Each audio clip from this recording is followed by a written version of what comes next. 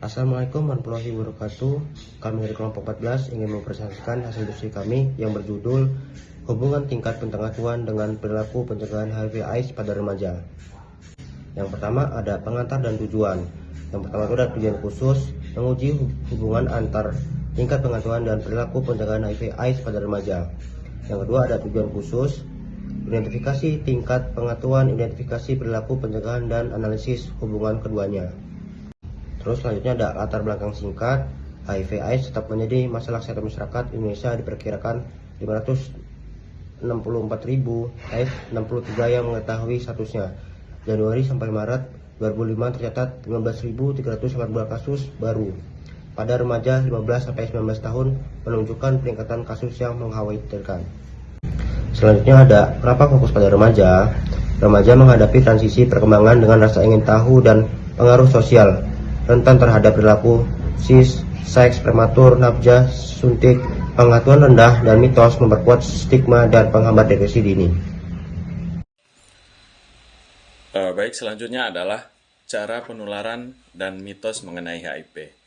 Bagaimana sih cara penularan HIV ini terjadi? Yang pertama itu ada penularan melalui seksual, yaitu vaginal, oral, ataupun tanpa pelindung saat berhubungan seksual.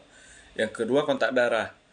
Yang kontak darah ini dia bisa saja melalui berbagai jarum seperti jarum tindih, ataupun tato yang tidak steril. Yang ketiga adalah vertikal, yaitu dari ibu ke bayi selama hamil, lahir, dan menyusui. Dan yang terakhir adalah mitos mengenai HIV. HIV tidak menular lewat ciuman biasa, berjabat tangan, gigitan nyamuk, atau berbagi alat makanan. Selanjutnya, peran pengetahuan. Apa sih peran pengetahuan yang benar-benar mempengaruhi keputusan pencegahan mengenai HIV? Yang pertama, tentunya menghindari perilaku beresiko. Selanjutnya, penggunaan kondom saat berhubungan. Selanjutnya, tidak berbagi jarum. Dan kesediaan tes HIV. Pendidikan kesehatan terbukti meningkatkan pengetahuan dan sikap remaja terhadap HIV atau AIDS. Selanjutnya, kerangka teori dan konsep. Dalam kerangka teori dan konsep ini,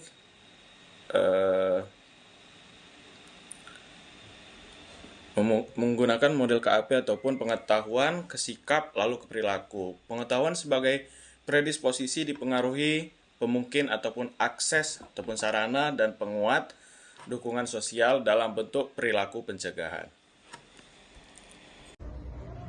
Ada 3 tahap, yaitu ada mensure knowledge, questless to assess knowledge, yang kedua ada assess prevention, question on prevention behavior, yang ketiga yaitu ada analyze relationship J-square, yaitu proses penelitian ini mengukur pengetahuan dan perilaku pada waktu bersamaan cross-seksional, kemudian uji hubungan bivariat dengan J-square.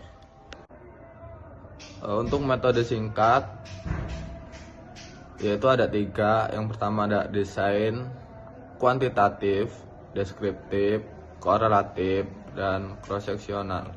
Yang kedua itu ada populasi dan sampel remaja usia 10-19 tahun di lokasi penelitian. Teknik sampling yang disesuaikan dengan total atau simple random. Yang ketiga itu ada instrumen, kuesioner demografi, pengetahuan, dan perilaku pencegahan HIV. Untuk manfaat, hipotesis, dan langkah selanjutnya ada 3, yaitu manfaat praktis bagi remaja sekolah dan tenaga kesehatan, dasar perencanaan edukasi, dan intervensi pencegahan yang tepat sasaran.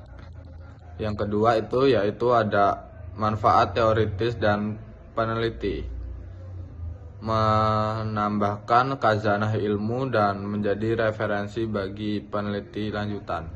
Yang terakhir itu ada hipotesis, HO tidak ada hubungan, HA terdapat hubungan antara tingkat pengetahuan dan perilaku pencegahan HIV pada remaja.